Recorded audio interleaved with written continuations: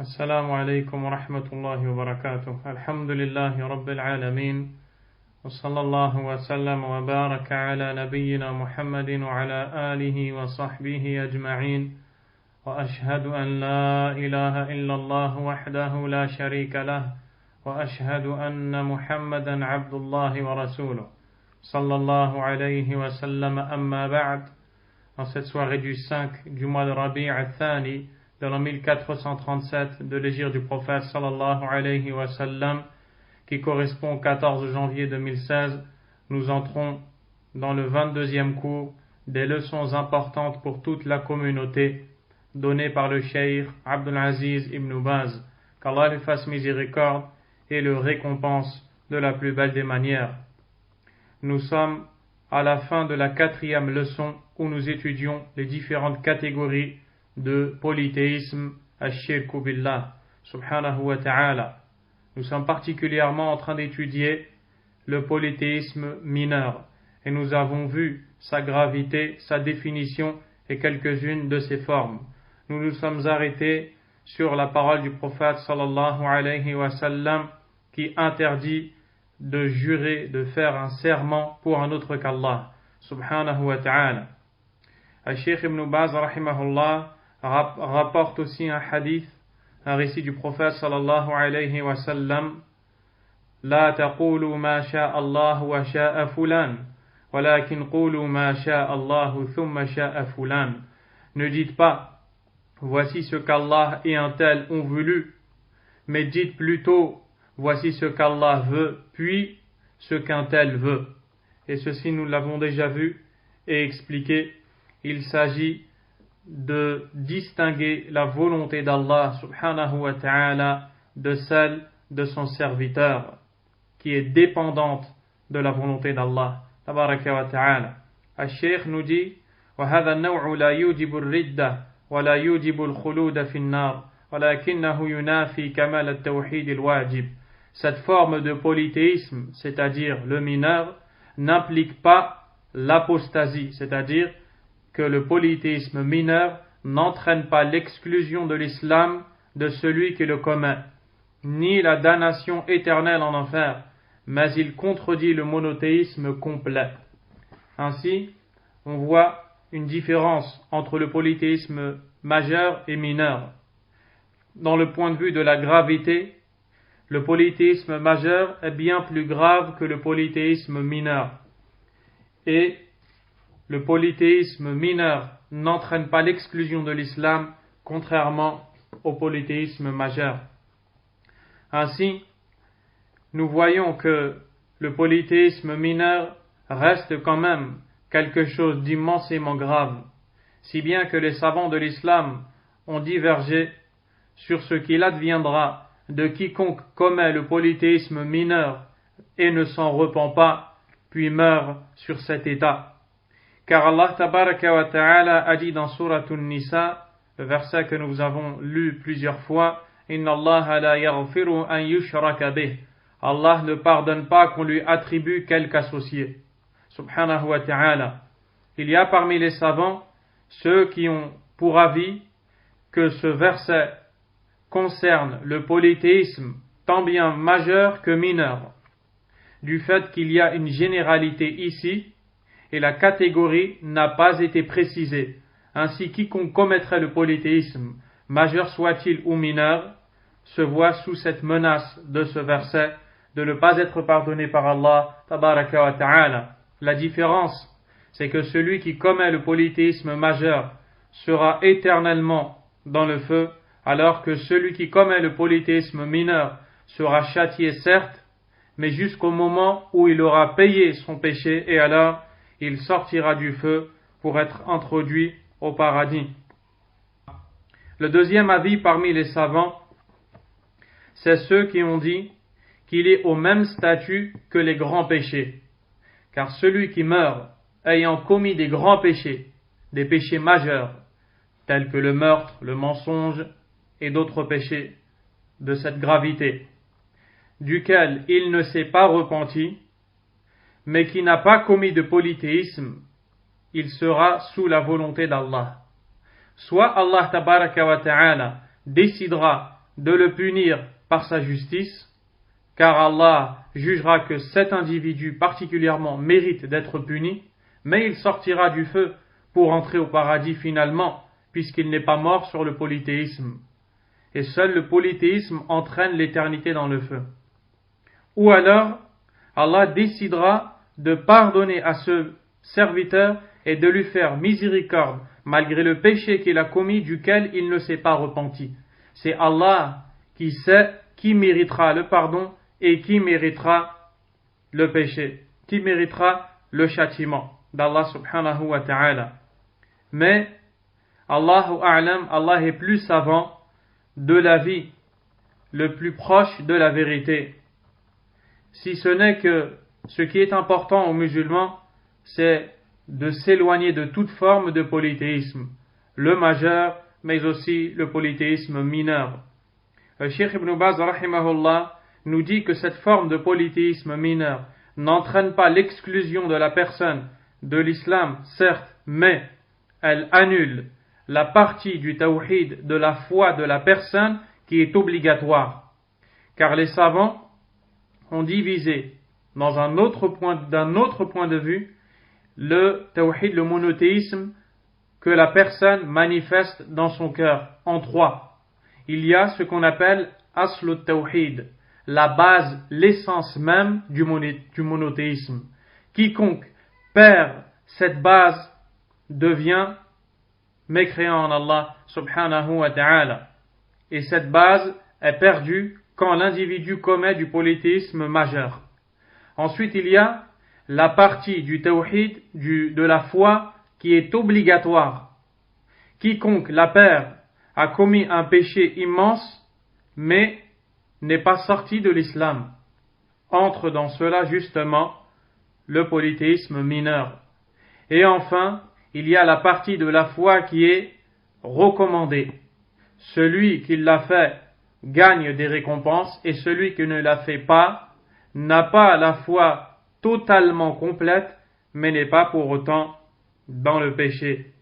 Ainsi, celui qui commet le polythéisme mineur s'expose à un danger et au châtiment et la colère d'Allah tabaraka wa ta'ala. Ensuite, le Cheikh Ibn Baz rahimahullah va citer la troisième catégorie de polythéisme, النوع الثالث وهو الشرك الخفي فدليله قول النبي صلى الله عليه وسلم ألا أخبركم بما هو أخوف عليكم عندي من المسيح الدجال قالوا بلى يا رسول الله قال الشرك الخفي يقوم الرجل فيصلي فيزين صلاته لما يرى من نظر الرجل إليه, c'est-à-dire le polythéisme caché. Le prophète sallallahu alayhi wa sallam dit à ses compagnons: voulez-vous que je vous informe de ce que je crains pour vous plus que le faux messie? Et ils répondirent: bien sûr, ô messager d'Allah. Le prophète sallallahu alayhi wa sallam dit: le polythéisme caché. La personne se lève pour prier et embellit sa prière car elle sait qu'une personne l'observe. Qu'Allah subhanahu wa ta'ala nous en préserve. Vous voyez bien qu'il s'agit ici de l'ostentation. L'ostentation qui est le fait d'œuvrer en apparence en faisant une bonne action alors qu'en réalité c'est autre qu'Allah qu'on a recherché à plaire. Wal'iyadu billah. Pourquoi est-ce que cela a été appelé le polythéisme caché?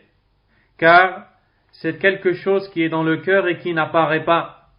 Vous pourrez voir une personne embellir sa prière sans savoir que celle-ci agit pour vous au lieu d'agir pour Allah. C'est donc quelque chose de caché, contrairement aux formes apparentes, comme quelqu'un qui se prosternerait directement pour un autre qu'Allah, en sollicitant ouvertement autre qu'Allah, ou alors quelqu'un qui immole et sacrifie une bête au nom d'un autre qu'Allah, et encore quelqu'un qui lève ses mains et sollicite et implore un autre qu'Allah, tabaraka wa ta'ala. Ces choses-là sont apparentes et claires, alors que celui qui œuvre en faisant voir quelque chose de bien, mais en cachant dans le cœur une mauvaise attention, ceci est une forme de polythéisme caché.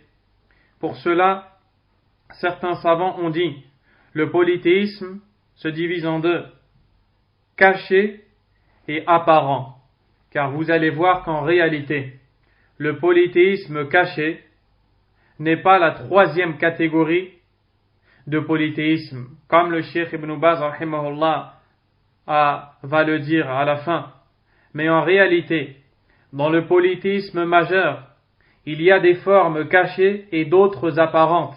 De même, dans le polythéisme mineur, il y a des formes apparentes et d'autres qui sont cachées, comme nous le verrons, insha'Allah ta'ala.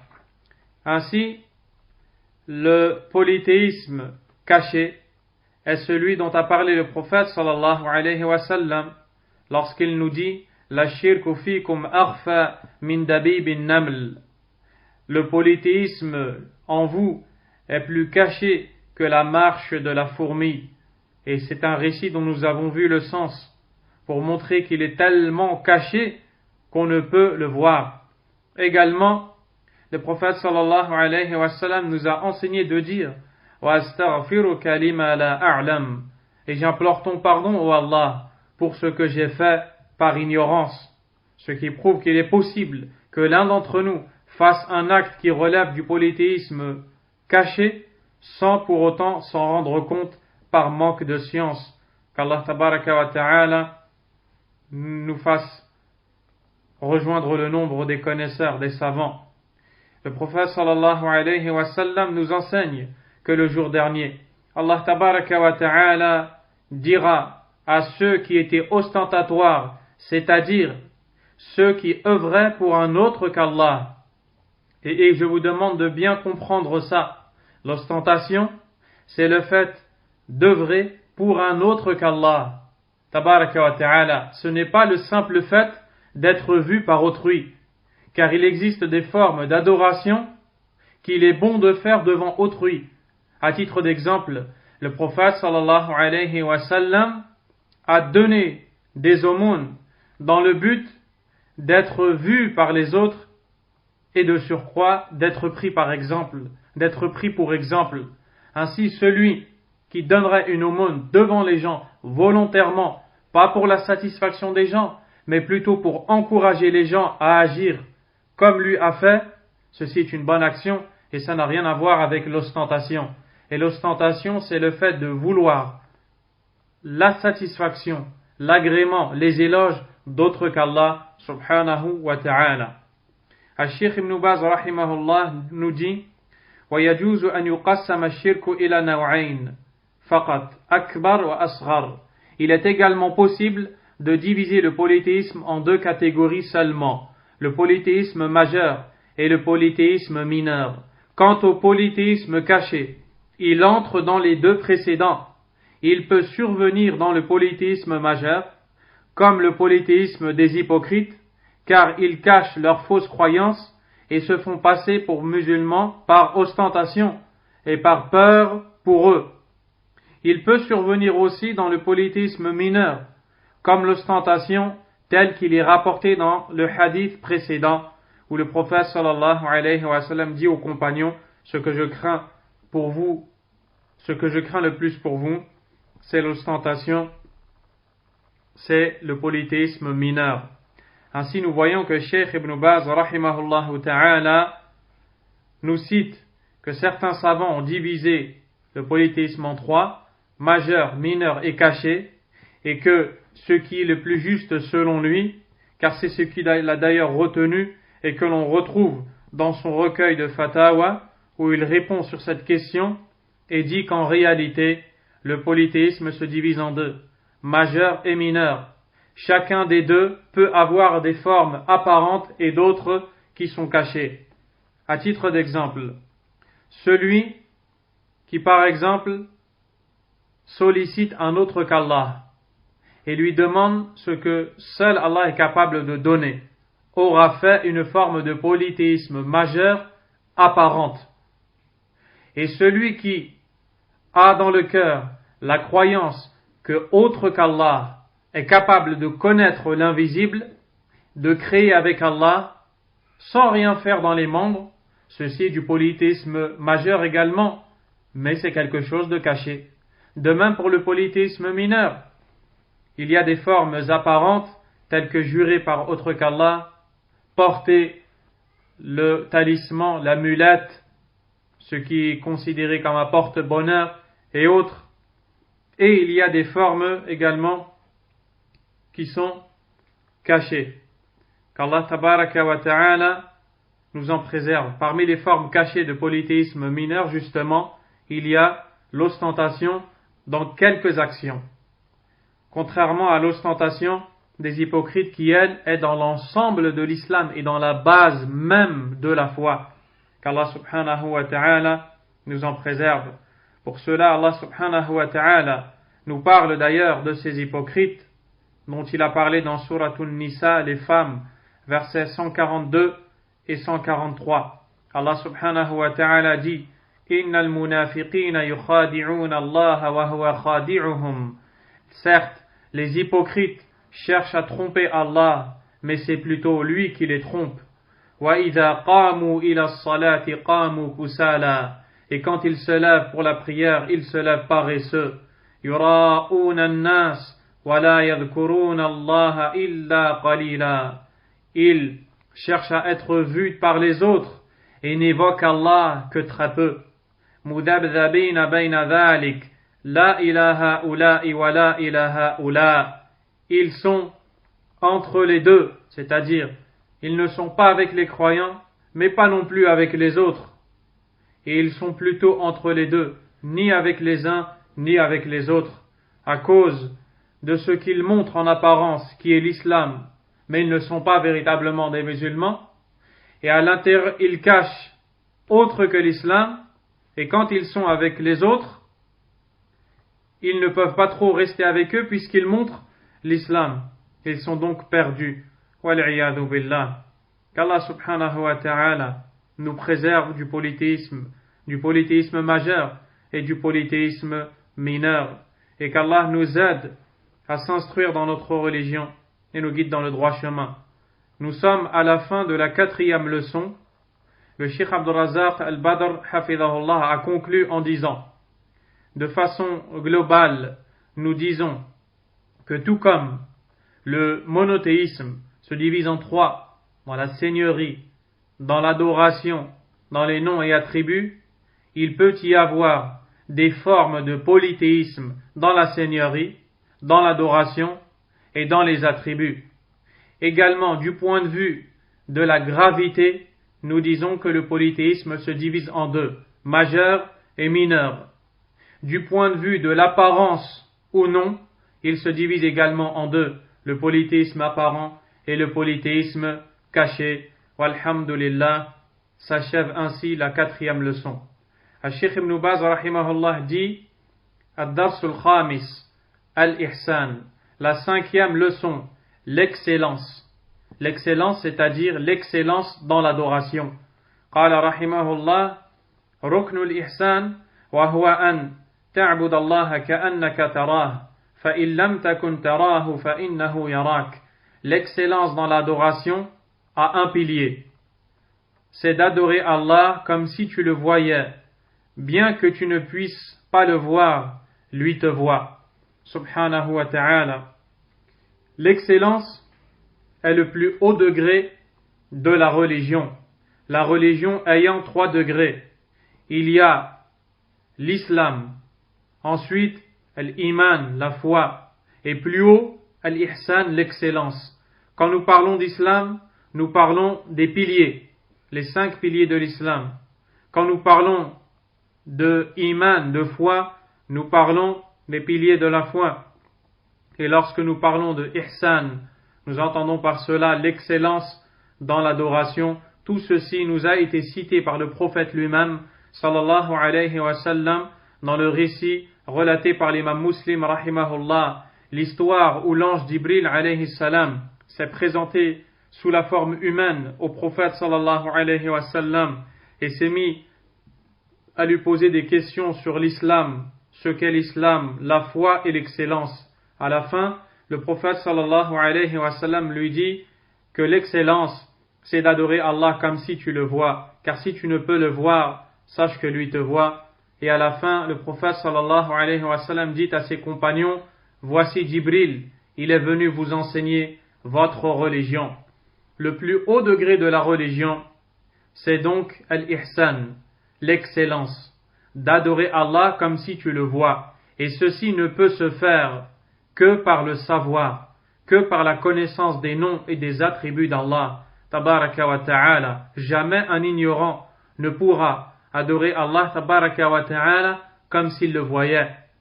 Car ce qui fait que nous sommes distraits de l'adoration d'Allah et dans l'adoration d'Allah, ce qui fait que nous sommes distraits dans nos prières, dans nos invocations, c'est que nous ne connaissons pas celui que nous prions et supplions. On ne le connaît pas, on ne connaît pas ses noms et attributs, on ne sait pas combien est immense le bien qu'il a voulu pour nous, subhanahu wa ta'ala. Mais nos cœurs sont plutôt plongés dans ce bas monde et ces jouissances éphémères et trompeuses, malheureusement. Les savants ont dit Kullu muhsinin mu'minun muslim.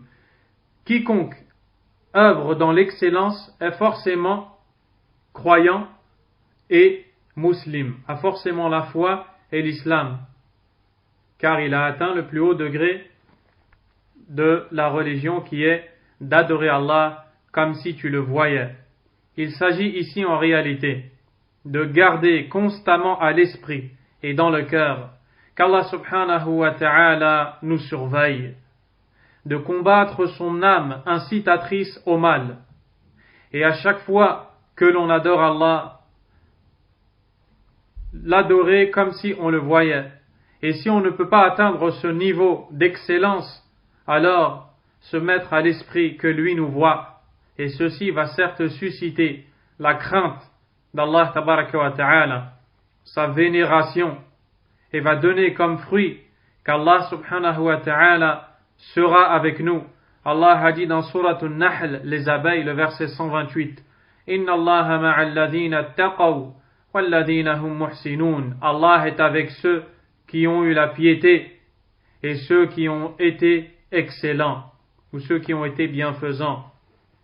Allah tabaraka wa ta'ala dit dans Surat Al-Ankabut, verset 69, Wa inna Allaha la ma'al muhsinin. Et certes, Allah est avec ceux qui sont excellents ou alors bienfaisants, c'est-à-dire excellents dans leurs adorations.